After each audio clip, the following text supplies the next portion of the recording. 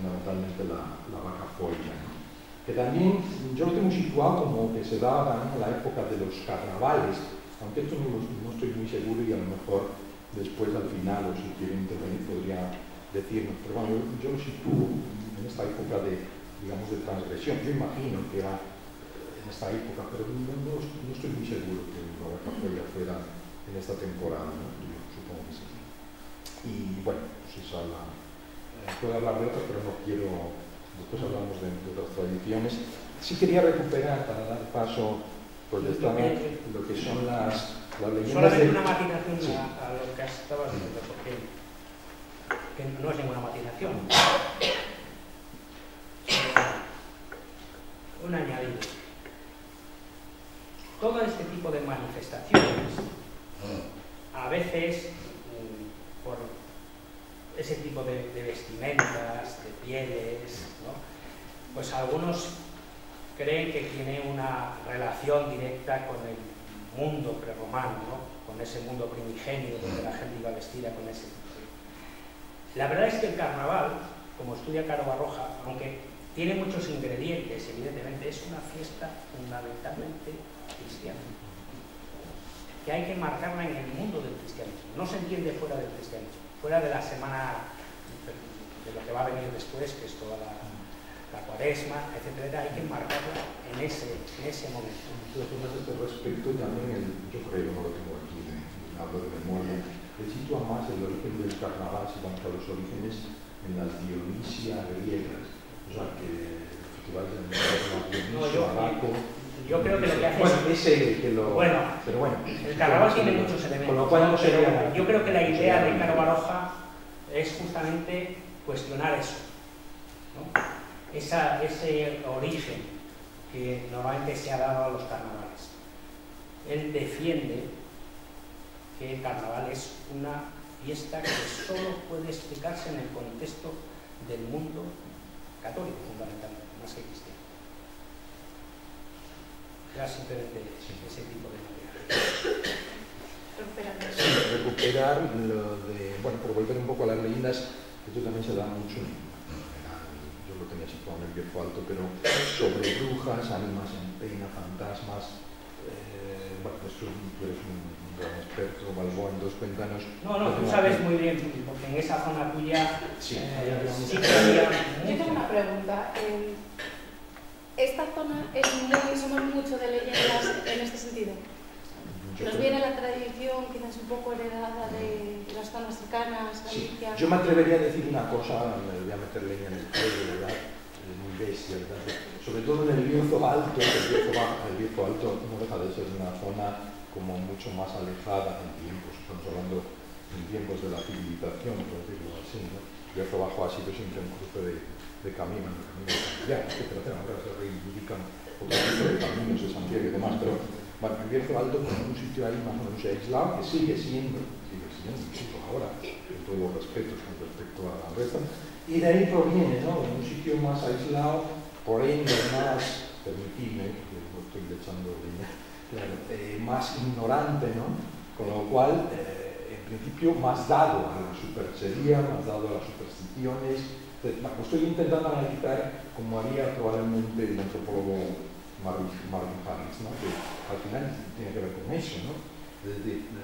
Es más dado, claro, el Bierzo Alto probablemente a creer en brujas, a creer en ánimas en pena, a creer en fantasmas y cosas raras que, como sabemos, o desde un punto de vista más racional, yo creo que antropológico, no se sostiene, salvo en términos de... Yo creo que en eso Javier seguro que sabe más por la enorme relación que toda esta zona tiene con Galicia, ¿no? Y por tanto la creencia en la Santa Compaña, la Hueste, ¿no? Las ánimas. Es verdad que quizás porque la zona del Bierzo Bajo ha estado más urbanizada, ¿no? Y ha perdido pues algunas de sus raíces, por así decirlo, sus características idiosincrásicas antes que el resto de las zonas de montaña, ¿no? Donde se han conservado, y es ahí, yo estoy pensando, por ejemplo, en Albares, en colinas del campo de Martín Moro, bueno, en colinas, más que en Igüeña en concreto, sí que hay algunas de estas, no digo leyendas, sino de personas que cuentan haber vivido esa experiencia de haber encontrado al demonio, del círculo que hay que hacer para protegerse del mismo, ver la Santa Compaña por la zona de Albares, de esas colinas, etcétera, etcétera, o por la zona de Ancares también. Pero no quiere decir que no las hubiera en otras zonas del Bierzo, lo que pasa es que se han perdido, ¿no? Muchas de esas tradiciones, de eso hablará, me imagino, Javier, no hay que olvidar que la Iglesia, a través de los sínodos, eso sí que lo puedo yo constatar porque he visto montones de documentos y los he publicado en muchas ocasiones, ¿no? Documentos donde cosas como las que vamos a ver dentro de unos días, de los magostos, etc., las comidas funerarias en las tumbas y este tipo de creencias eran objeto de anatema en todos los sínodos diocesanos. Por ejemplo, en Astorga, el sínodo del obispo Rojas del año 1500, no me acuerdo ahora, 90 y algo, hay varias, ¿no?, de estos cánones persiguiendo a todos aquellos que exorcizan o todos aquellos que hacen comidas en las tumbas de los cementerios, etc., que era una comida ritual que venía de épocas anteriores, etc. Es cierto, claro, pero probablemente en estas zonas del Bierzo Bajo se perdieron antes porque está mucho más urbanizada. Yo insisto, además tengo aquí anotada, por ejemplo, efectivamente en Albares decías tú Albares de la Ribera, no sé si lo tengo por aquí, sí, Albares de la Ribera, por ejemplo, una mujer, no hace falta ni la fuente del Mujillo, algo así. Claro, que se colaba por las gateras, decían que se convertía en un gato negro y se colaba por las gateras de las casas, etc. Después, por ejemplo, en Villar de las Traviesas, que es de la pedanía de Toreno, no es ya de Noceda, pero en Villar de las Traviesas pues hacían cosas como, bueno, pues eso, poner ramos de laurel que se bendecían además en el Domingo de Ramos para evitar el mal de ojo, ¿no? Para evitar el mal de ojo, porque se decía que había en Yaro, incluso en realidad en Rodeo de las Traviesas, en Noceda, ¿no?, les decía que había personas, estamos hablando de no hace tanto, hace 50 años, 40, no estamos hablando de la Edad Media, claro, también la Edad Media, entonces identificaba a determinadas personas que normalmente solía coincidir con mujeres, esta señora es una bruja, esta otra es una bruja, y te cuidado que te va a echar el mal de ojo y te va a paralizar, no sé qué, o te va a dejar, o te va a matar la vaca, o te va, bueno, ese tipo de cosas, con lo cual, pero estamos hablando, para situarlo en el contexto, en el Bierzo Alto hace 50 años perfectamente, y hace 40, si me apuráis, no estamos hablando de la Edad Media, que da la impresión de que fuera una época medieval, ¿no? Y eso sí ocurría perfectamente, ¿no? Y después cosas muy curiosas, que también Esteban, yo creo que sabes, en mi pueblo, por ejemplo, pero hace directamente del 35, con él, casi doy fe yo de ello, ¿no? Pues hablaban de las ánimas en pena, las fantasmas, como dirían en Galicia, las fantasmas, pues para regar en verano, los prados para regar, que había, pues, incluso en Noceda llegaba a la escasez de agua, ¿no?, con tanta agua que hay, pero para regar los prados, pues bueno, alguna gente se infundaba en sábanas blancas y de ese modo metía miedo, amedrentaba, ahuyentaba a las personas, que no permitía regar, hasta que efectivamente alguien se dio cuenta y dice, vamos a ver, te descubres o te descubro yo, ¿no? Casi a punta de pistola, ¿no? Para que veáis cómo ha pervivido hasta hace prácticamente nada, ¿no?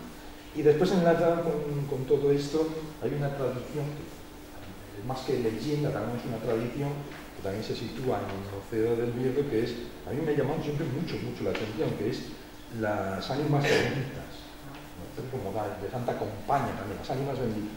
Y las ánimas benditas que hace 50 años, literalmente hace medio siglo, en Noceda probablemente incluso hace 40 también, era una increíble tradición, pues eso, que cada sábado el cura parroquial les decía al vecino de turno, yo creo que se iban turnando por vecinos, ¿verdad? Y decía al vecino, tienes que ir pidiendo por todas las casas, ¿no? curiosísimo. Entonces el vecino hasta había con una cesta de mimbre y una cruz de madera, pues iba pidiendo por todas las casas del pueblo, del barrio. Imagino que no solo del barrio, que son 3 barrios. Y bueno, iban pidiendo, y qué curioso, ¿no? Iban pidiendo, lógicamente, dinero. Mucha gente pues no tenía ni dinero y pues les obsequiaba pues, un trozo de pan o cualquier cosa. Y esto me resulta muy simpático, claro, porque cuando no podían dar ni dinero, ni un trozo de pan, ni nada, pues decían riz. Ya, porque me imagino que el dinero era para que rezara, cura, evidentemente. Es que yo imagino que son 2 cosas diferentes. Claro, como en las iglesias había aquellos cepillitos para las ánimas benditas, ¿no? Que no tiene nada que ver con la Santa Compañía. Me parece que las ánimas benditas, evidentemente, era en las creencias católicas, pues lógicamente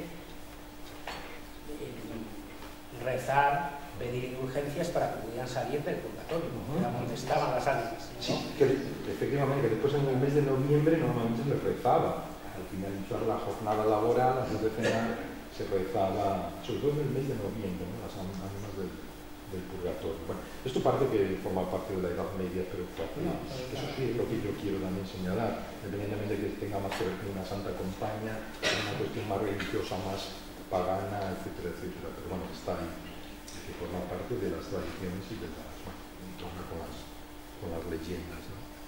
Si os parece que quedan 10 minutos para esta primera parte, entonces vamos a seguir avanzando. Es que Manolo me lleva al huerto de esas tradiciones, ¿no? De esos seres míticos que siempre deben.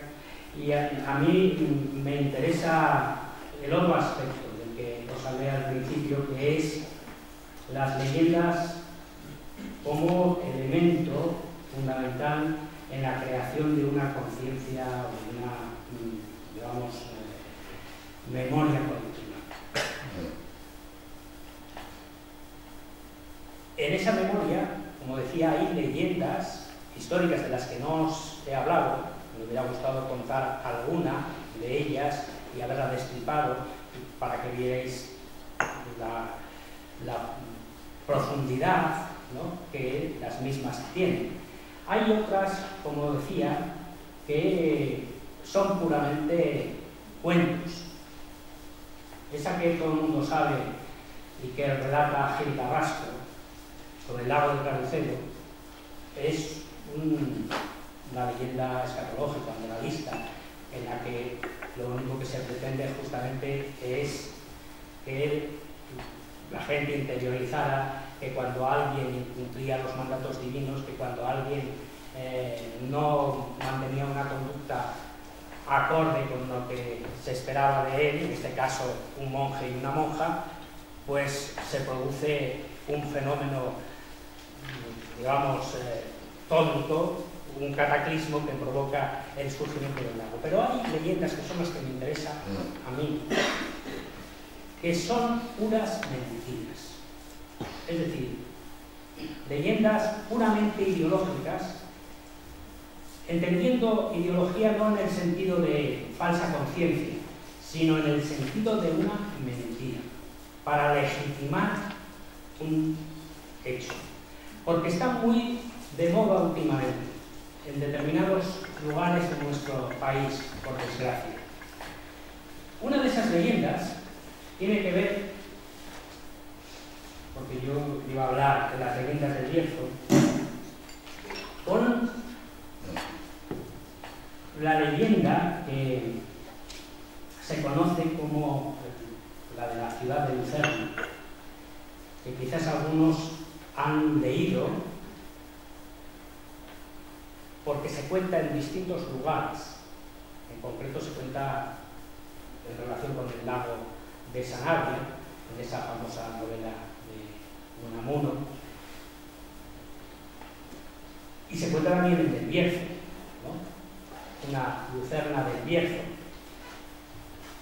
Esa leyenda aparece en el Cantar de Anseís de Cartago, un caballero que viene a España con Carlomagno, que después de la batalla de Roncesvalles vienen a Santiago de Compostela y liberan lo que va a ser el Camino de Santiago de la presencia musulmana en la misma. No voy a contar la leyenda porque no hay tiempo para ello.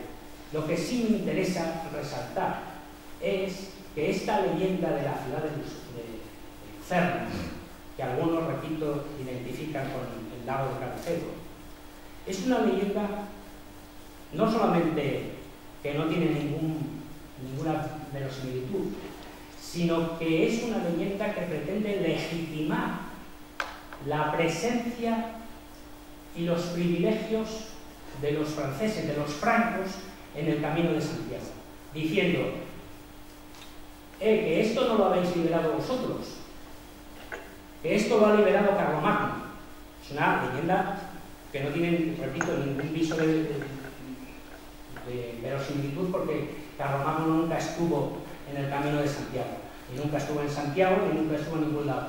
Pero el objetivo era justamente que los que venían no solo como peregrinos, muchos de ellos se asentaban en el camino como comerciantes, adquirían propiedades, llegaban a tener incluso una importancia en la administración de las villas del camino, en los vico francorum, en las villafrancas. Villafranca, por ejemplo, conocemos alcaldes de ese origen franco, ¿no? Pues los privilegios que los reyes les concedieron a muchos de estos francos, incluso como barrios vicos alrededor de los núcleos de población, venían legitimados, buscaban su legitimación a través de este tipo de leyendas. No es esta la única, hay más leyendas relacionadas con el Camino de Santiago, que son las que están en el Codex Calistino. Esta también está en el Codex Calistino. Y repito, son leyendas puramente ideológicas, que no tienen ningún fondo de verdad, pero que sirven, evidentemente, porque Carlomagno, en esta leyenda, cuando deja a Anseís, ¿no?, dice: y si tenéis problemas, me llamáis que vuelvo, ¿no? Y ese era el objetivo: me llamáis que vuelvo si estos os ponen algún problema en los privilegios que tenéis, porque los habéis conseguido por mí, que he liberado el Camino de Santiago. Pues nos quedan 5 minutos para conclusiones. Yo quería decir algunas cosas. Más adelante. Bueno, al respecto de que decimos la Santa Compañía, tengo anotado aquí también que efectivamente también en el Bierzo Alto sí que había ánimas con capuchas y velas encendidas a modo de Santa Compañía, que pretendían siempre, con fines antropológicos, materialistas, hacerse herederos de las fincas ajenas. Eso es increíble. Decían, cuando nos enteraban de que alguien se moría, cuando nos dais tal o cual finca, o el alma del muerto va para el infierno. Claro, iba a decir que no. Y esto ocurría hasta hace muy poco, rápidamente. Y después decir, otra de las cosas, tradiciones increíbles, son las trastadas, se llamaba así, fechoría. Yo no sé si en el Bierzo Bajo tampoco indagaba demasiado las trastadas, que en el Bierzo Alto al menos se hacían el sábado de resurrección.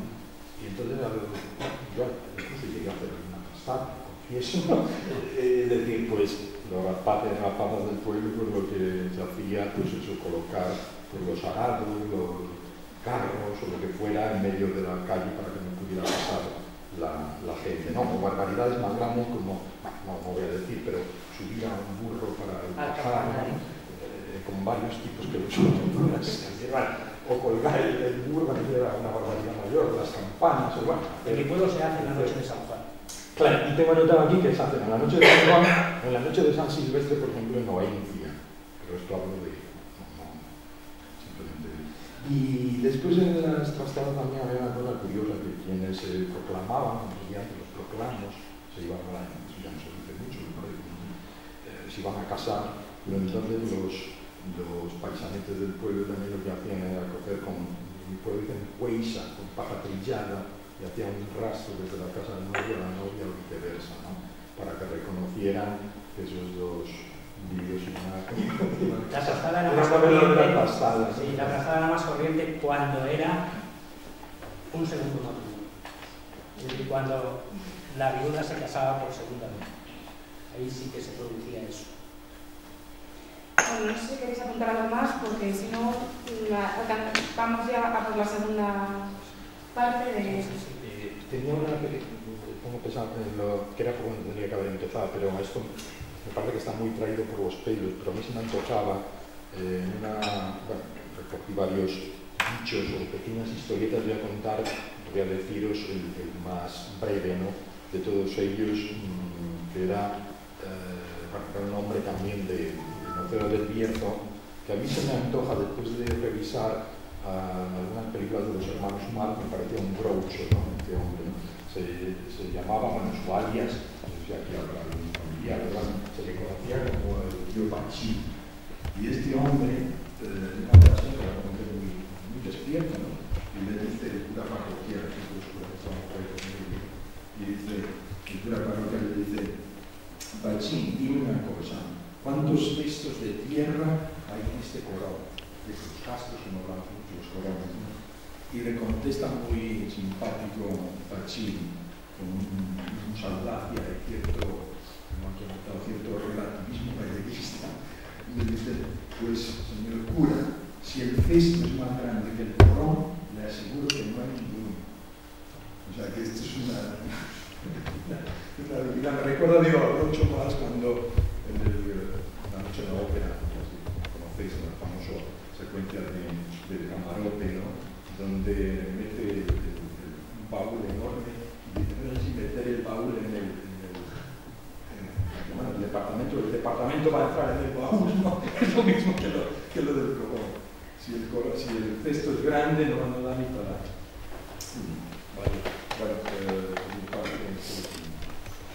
Pues José Antonio Baldúa, Manuel Peña, gracias por esta primera parte, por vuestra sabiduría. Y damos ya paso a Xavier Laumestre. Bueno, muchas gracias a todos ustedes. Xavier, por favor, acércate sí, mucho, porque si no... sí. Muchas gracias a todos ustedes por su presencia. Me va a costar un poco llegar al nivel de mis compañeros, pero vamos a intentarlo con la ayuda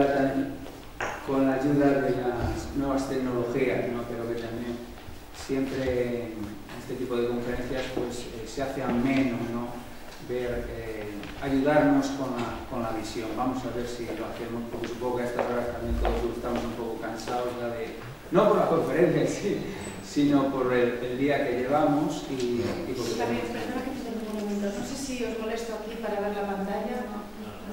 Bueno. Bueno, pues la primera diapositiva que tenemos, he puesto nombre de tipología tradicional. Y bueno, veis ahí en dos partes. En la parte izquierda la visión natural o pacífica de las tradiciones, que yo creo que un poco es lo que hemos visto de mis compañeros, ¿no?, esta visión de las leyendas, nítidamente explicada, y podríamos incluir dentro de esta visión natural o pacífica, así por llamarla de algún modo. Podemos englobar a las religiosas, las fiestas patronales, las romerías, las Semanas Santas y demás, cívicas, como puede ser el introito, bueno, carnaval. Vais a ver que en distintos momentos aparecen palabras relacionadas con el gallego, porque yo soy de la parte, así como Cuenya era de Noceda, yo soy de la otra parte, y bueno, me he dejado también, estoy haciendo promoción un poco del gallego aquí, creo que viene a cuenta. Bueno, otro tipo de tradiciones pues son las agroganaderas, los maios, los cuidadeiros, los filandones, los magostos, beceiras, bouzas y todo esto, ¿no? Traigo la foto de mis compañeros, como veis ahí, de los maios de Vilafranca de Bierzo que están haciendo una gran labor de recuperación de los montes. Bueno, las literarias son más o menos las que habéis visto expuestas por mis compañeros, ¿no?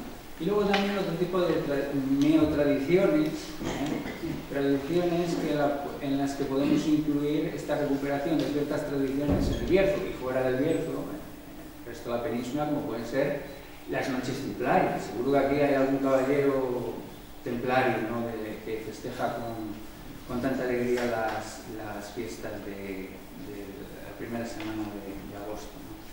Bueno, o la noche de Cornatel, el castillo de Cornatel, o las batallas napoleónicas. Bien, pero en esta disertación yo me voy a referir más a la segunda visión, una visión crítica y conflictiva de las tradiciones bercianas, ¿eh? Porque yo creo que hay que ser también un poco crítico con ciertas tradiciones, sean bercianas o no, como puede ser, lo que veis ahí, discriminación de minorías. Bueno, por cierto que yo voy a hablar sobre todo de tradiciones de una época muy concreta, la Edad Moderna, en el siglo XVI al XVIII. ¿Por qué? Porque bueno, yo soy un poco, es la periodo histórico en el que más trabajo, no por otra razón. Y en la que podríamos incluir también dentro de discriminación el tema de las mujeres, que como podéis suponer, pues en todas las épocas históricas fue muy común discriminar a las mujeres, y en algunos casos todavía existe, ¿eh? Y luego también, en la visión crítica podría incluir también el maltrato animal, en las que yo tomo postura claramente, posiblemente no coincida con todos los que estáis aquí presentes, en el tema de los toros. Yo soy antitaurino, estoy también en contra del tema de la caza por postura personal. Bien. Entrando ya en la Edad Moderna, decir que había una clara división de la sociedad bajo distintos puntos de vista ideológica, como podría ser la división estamental. Estamentos eran, en la cúspide estaba el clero, la nobleza, y luego abajo los pobres campesinos y vasallos. Esa era una división estamental. Una división económica en clases, que todavía algunos historiadores pues seguimos defendiendo, los ricos y los pobres, a fin de cuentas. Luego también había una división, te digo, en la Edad Moderna, siempre hablando, de la división religiosa en castas, ¿eh? Según fueras cristiano, no tenías los mismos derechos que los llamados moros, ¿eh? O los judíos, eso tenerlo muy en cuenta. Había grandes diferencias en la sociedad. Los distintos grupos sociales pues crearon estructuras de poder, normalmente para controlar al resto de clases inferiores, estructuras de poder en las que, bueno, incluimos ahí grandes estructuras, como puede ser la corona, por encima de todas, las instituciones de la Iglesia, como podrían ser los obispados, los arciprestados y también los párrocos a nivel inferior, o los propios ayuntamientos, cofradías sociales o gremiales o religiosas, y luego abajo también las juntas vecinales. En esta disertación lo que vamos a hablar es un poco de cómo estas estructuras de poder intervenían claramente en las tradiciones bercianas, modificándolas y creando conflictividad. A mí me interesan mucho los movimientos sociales y la conflictividad social, porque creo que a veces los historiadores pecamos de dar una visión muy lineal de la historia del Bierzo o de España, y la historia se basa sobre todo en los conflictos sociales de todo tipo. Yo es lo que me interesa. Bueno, decir que yo en esta disertación voy a referirme al Bierzo en sentido de región. Incluyo la Ciana por las grandes relaciones que tuvo con el Bierzo, o la Cabrera, o en referencia si puedo. Bueno, vamos a la siguiente. En la primera gran estructura de poder son la corona. Y quiero decir que la corona intervino claramente, como no podía ser de otro modo, porque la corona tiene que hacer manifestación clara de su poder sobre sus súbditos, en este caso. Y bueno, vamos a ver algunos casos concretos de intervención en las tradiciones. La corona española, la corona de Castilla, intervenía en las tradiciones festivas, imponiendo claramente determinadas festividades. Como veis ahí, Felipe V en 1709 manda celebrar en Ponferrada de forma oficial las fiestas de San Sebastián y San Marcos. Se decide así, y como es palabra del rey, hay que cumplirlo. Y lo mismo ocurrió cuando había otro tipo de celebraciones festivas, como podía ser matrimonios reales, nacimiento de infantas, grandes batallas que vencían los ejércitos españoles. Claro, todas esas festividades que se realizaban en Ponferrada y en otras villas, ya sabéis quién lo pagaba. El Ayuntamiento de Ponferrada, el Ayuntamiento de Villafranca, que la corona obligaba a que se celebraran, pero quien tenía que pagar los pobres ciudadanos, bueno, que no eran ciudadanos, los pobres súbditos, ponferradinos, villafranquinos y demás. Una intervención clara de la corona en tradición festiva berciana. Bien, en el bloque de la derecha, veis, pongo ahí normativa restrictiva contra los nacimientos y bodas. Hemos detectado cierta documentación en la que aparece una clara referencia a una intervención real sobre las bodas y bautizos bercianos, sobre todo del siglo XVI. A mí me sorprendió y me llamó la atención. Y bueno, ¿qué alegaba la corona para intervenir y legislar de alguna manera, sentido amplio de la palabra legislar, sobre las bodas y nacimientos que se celebraban en el Bierzo, sobre las festividades sobre todo? Pues que decían que había problemas de orden público, que decían que había mucho gasto. Se conoce que a los bercianos de esa época les gustaba hacer grandes celebraciones festivas aprovechando el nacimiento del berciano o la boda, Y entonces, pues sí, problemas de orden público debían de producirse, pero vemos una clara intervención de la corona sobre actividades privadas, Bueno, ahí vemos claramente el primer texto que está en rojo, tomado literal del documento, queda vedado en esta villa de Ponferrada y su provincia, provincia del Bierzo se refiere, no la de León, la provincia del Bierzo, que existía ya en el siglo XVI, pero bueno, que no haya ayuntamientos de gentes en las bodas y misas nuevas y bautizos para evitar los males, daños, escándalos, inconvenientes que de ellos se seguían. ¿Qué hace la corona? Restringe claramente la asistencia, como veis en el siguiente texto, restringe la asistencia, no lo vamos a ver porque veis ahí, para bautizos no llamen ni vengan, salvo los compadres y comadres que otras personas fasta 6 personas y no más. Restringe claramente, imaginaros ahora que el Estado español obliga que en una boda celebrada en el Bierzo actualmente, 2012, pues se diga que tengan que ir tantas personas que no van más. Seguro que no nos gustaba a nadie, pues esto se hacía, era la fuerza de la corona.